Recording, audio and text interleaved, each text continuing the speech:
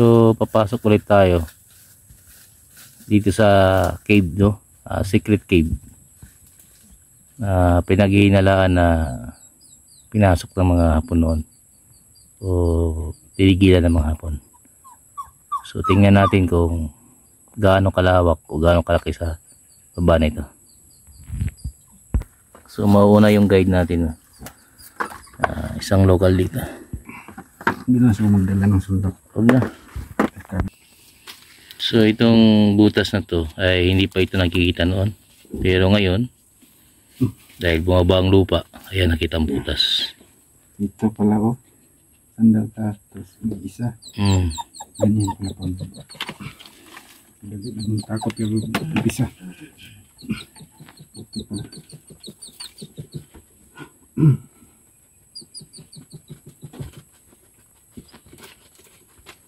Ihawakan pala. So ako naman ang bababa. Ganun din siya. Galing kami dyan sa taas, pababa kami dito. Ayan yung baba niya, no? So malawak daw dito sa baba. Meron pa doon, no? Medyo delikado ito mahulog, pero sulit na yan. So baba pa tayo. Hindi ko alam kung okay, kaya siguro.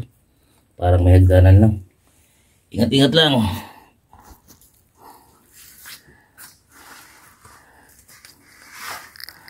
Dahil pa nagkamali ka rito mga kuha, ay talagang masasaktan ka. Yung unang pumasok kayo dito, wala silang nakuhang gamit. Malamang mayroong nakuhang gamit dito. Ayan, may butas pa doon. Nakakuha daw sila ng dati ng singit, yung parang panahi. Singir? Ibig sabihin may pumasok dito na mga Pilipino. Kasi yung singir kasi, yun yung panahi ng mga... Hindi yan, yung dito. Panahi pala, hindi may panggan. Yung pangkahi pala. Panahi lagi, panahi. Yung makina? Yung sa amin, singir kasi. Singir kasi. Singir man ang unang panahi noon. So, tingnan mo dito. Singir. Napakalawak, no? Ayan. Ito, parang may ano ba? May butas pa. May daanan mo na, may gano'n. Ito, yung malaki sa lalim. Yan ang sabi ko, para lang madali lang daanan dyan. Yung tinakpan. Tinakpan nga yan. Yan, may ilaw na pumapasok ko. Akala ko flashlight dati. Basta may araw. Yan, no? Yung ilaw pa nga. Ayan nga, May tinuro siya. Yun. Parang may sombrero. Tinatamaan ng araw yan. Hindi. Tinatamaan ng araw yan, no?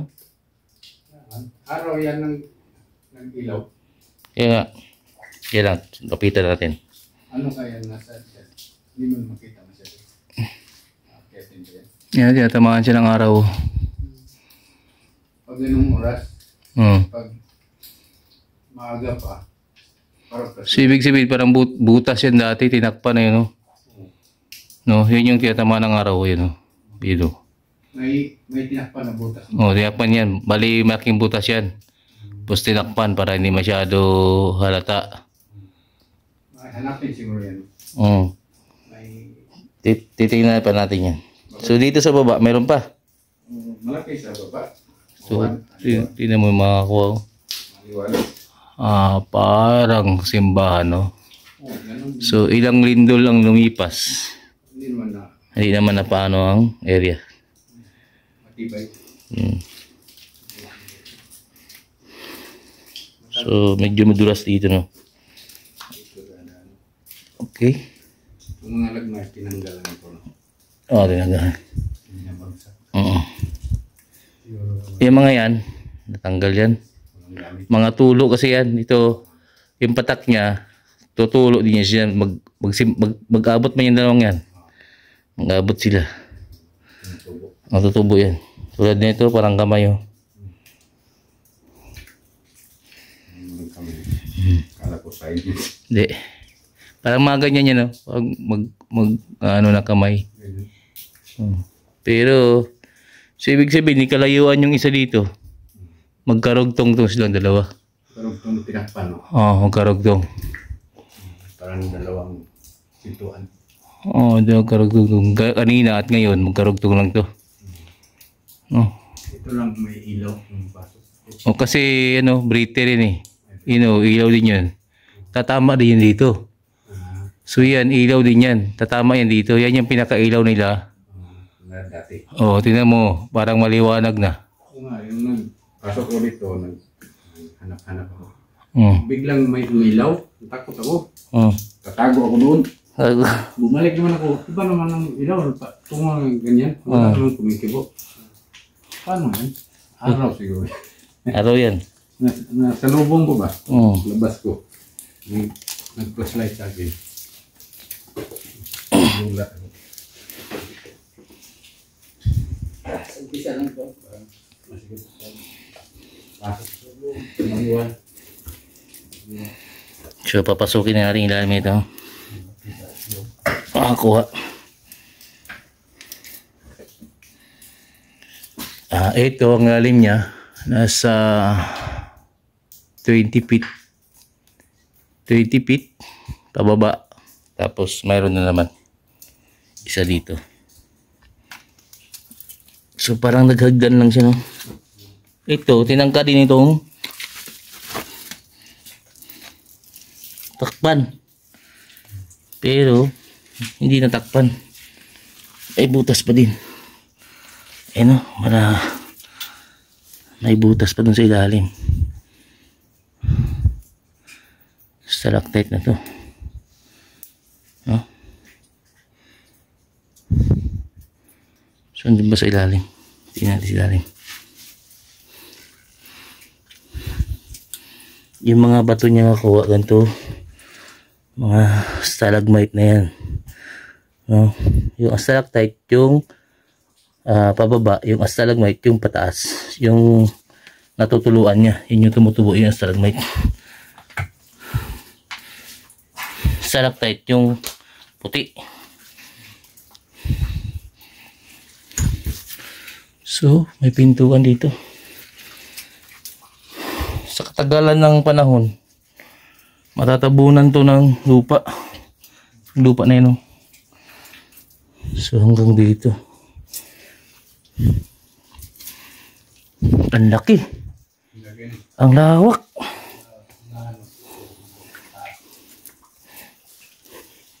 Maraming tao ito nakatira, no? Dito, kahit siguro 5 pamilya sa 50 tao kaya dito. So, Ito ba, parang pao. Hindi man tayo. madalas, asan? Parang iyak. Hindi. Hindi naman. So, ganyan kalawak, no? Mga kakuha, no? Ganyan siya kalawak. Parang tirahan, no? O, tirahan talaga to. Tirahan talaga to noon. Kung may nakuha ang gamit dito, tirahan talaga to noon.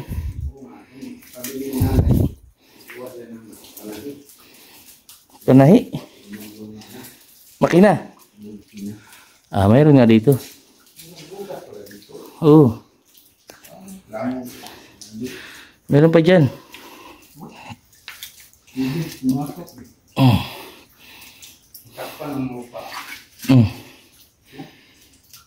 Yan yung nandun din sa taas. Ang lawak mga ako, ano. So ito ang mga pinagmamalaki ng taga rito, no? Kung pwede nga lang banggitin ng ang barangay na to eh. Kaso lang itinatago pa to ng mga tao dito. So yung mga bukas niya, wala na yan? Wala yan. So ito, possible to na pinagtigilan talaga nila. Ang lawak. Oh, sinilalim. Taas na yun. Oh. Yan yung stalactite. Yung binabagsakan niya, yung stalagmite. Oh, dalawa kasi yan. Pinakataso, sabi ko sa'yo. Hmm.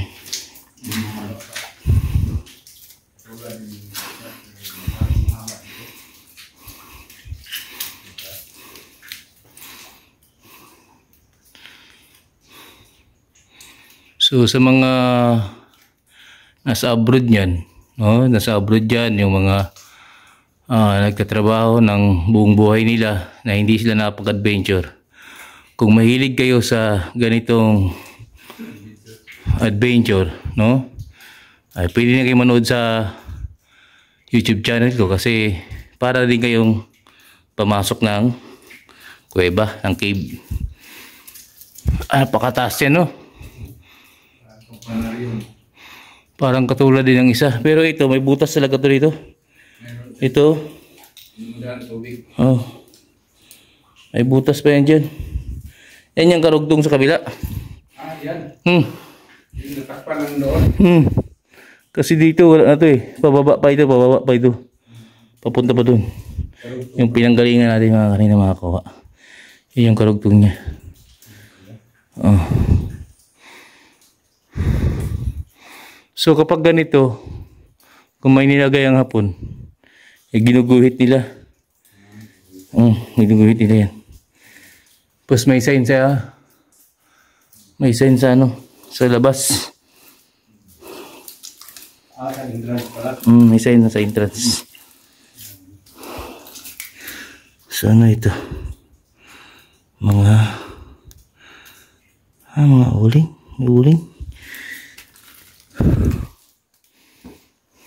Grabe taas nito. Ilan pay kaya? Kaya nga. 30. Sobra na. Kana mga 30. Mga 40 na na. Dako ni na bato niyo. Tinakpan lang sa itaas no? Takpan o, tinakpan. Lupa lang yan. Parang pinaa siya o, paa style. Paa. Oo, paa. So, ibig sabihin, meron pa itong sa ilalim. May ilalim pa. May ilalim ba ito? Dapat kailangan ma-discover to. May ilalim ba dito? Lagusan. Dito, wala na dito yung exit. Tinakpan to. Ay, sarado. Tinakpan to. Rip-rap no? Ito, sinadyang tinakip po. Alala ko. Hindi mo kaya gibain. Hindi kayang pakikibihin. Kasi mahulog yung sa taas oh. Pero tinakpan to. Nire-crap. Yung alala ko. Rip-rap style. May pagong. Ito pagong. Ayaw na pagong. Nire-crap to. Nire-crap. Alala ko dati. May rip-rap doon. Pintuan talaga. Mayroon tong butas pa. Dito. May butas pa siya dito. Oh, kasi nire-crap man ito. Paano kaya gibain yan? Pero hindi to. Yan, may guhit to. Meron na. Yun o. Ano? Parang may laman. Tingnan ko muna. Hawakan mo muna. Daanan talaga to. Dinaanan niya, pero mayroon bang daanan ito na isa? Tinakpan mo. Ito, wala nang ano dyan. Pero ito, Yan ako nagkukay. kay. Ayun, ginawa ko. Ang dami. Ito. Dito pala. Hindi Ito ko ang nire-crap. susunada ako pero hindi ko lang na umpisan. Parang matigas. Tigas talaga yan. Hindi ko nakita yan. Paano makita yung tago eh. Dito lang ako, hinala ko. Pag na, ganyan. Tapos ito, door ito eh. Ito yung pinto. Ito. Parang Mayroon pa siyang tinatakpan dito sa ilalim. Pero malamang may butas pa to dito. Yung butas kaya dun. Baka dyan no? Ilalim no? Kasi pagka gano'n kasi lilinisan mo to. Linisan na lang. Yung dadaanan ng tubig. Yung dadaan ng tubig, yun ang titingnan mo. Kasi sintro eh, no? Oo. Ganyan, no? So, titingnan mo yung mga ko. May daanan pala dyan. Napakahaba. Napakalawak na. Kasi yung bato dyan, no? Parang purmang heart. Yung sabi ko na may hapak, parang sinangir na ano, paa. Dito ako punta. Kunin mo yung ano, gadget ko dun. Saan? Yung bag. Kunin ko? Oh, tingnan natin to. Mayroon naman wala. Bag, Palihog lang ha? bag mismo dalhin. Oh, palihog. So ito mga ko ano, pumasok tayo sa kuweba. No, panibagong discovery na naman. So itong kuweba na to ay tinigilan din ng hapon. No? So dito daw may nakuha silang mga panahi. No, hindi na alam kung singer ba yun o anong panahi yun. Pero isa daw yung panahi na lumang-luma. So ito ay napakalawak sa isa at yung ito. Yung unang pinasok na rin at yung ito ay magkarugtong lang. Pero natakpan lang yun sa ilalim yung daanan. So yung pinaglagyan ko ng cellphone, tinakpan din na daanan yan. So ito mga kuha. Medyo madaling pasensya na kayo, no? Ito lang yung flashlight ko. No? Ito lang flashlight ko. So dito, siguro kung magkagulo-gulo man, magkagera man, ay mga siguro mga 500 na tao o 500 tao, 600 ay pwedeng magtago dito. So hindi ito lalabas ang usok dito kasi kung magluluto kayo, kasi parang mataas-taas yung ano niya, yung ceiling niya sobrang taas, no? So para siyang mayroong pugon. Pasensya na kayo mga kuha kasi hindi ko alam na papasok kami ng tunnel ngayon. So ito yung ceiling ng kabila, no? Ayan yung area mga kuha. Ayan. Na-attract ako yung ilaw dyan. O yung ilaw. Kala mo kung ano, no? Pasok eh.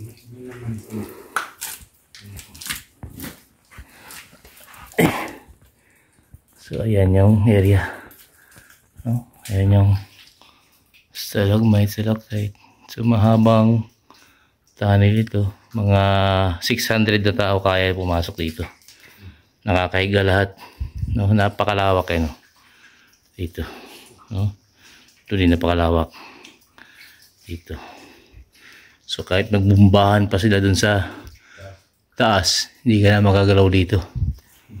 Oh, wala nakakaalam kung dito ba kayo o wala. Oh. Dito sir, target direction. Point to. Ayan kami. So may butas pa to dito lang. Dito. Pero tatakpan ng mga lupa. Oh, naka-walling na yan. Oh. Ang laki ng walling. Oh. Oh. So hindi masyado natin makikita kasi medyo madilim. Ayun na po yung flashlight namin. Unprepare kami sa ilaw.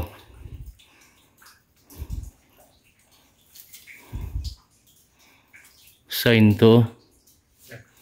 Ayan ang sign yan. Parang pinggan. Oh, parang balon ba? Balon. Yung sabi. Pero ito, tawag naman yung excellent sign. Excellent. Yung good. Good ba? Pointed. Excellent sign. Excellent sign.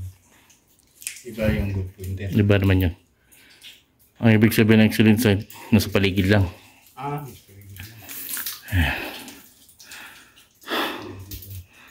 So maganda ba mga kuha?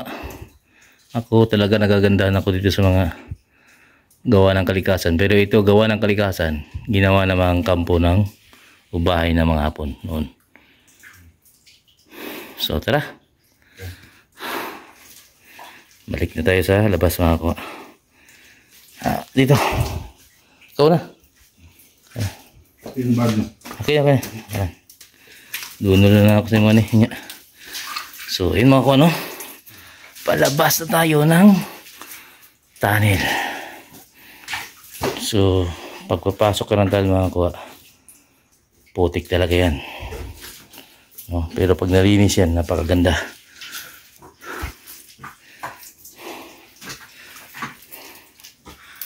Ang labasan mga kuha, no? So, hindi mo akalain lalabas ka dyan.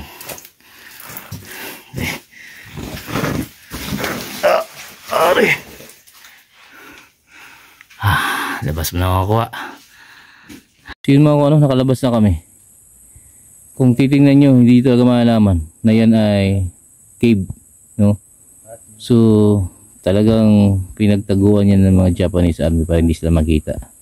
Bato-bato yan mga kuha at hindi ka talaga tatamaan dyan.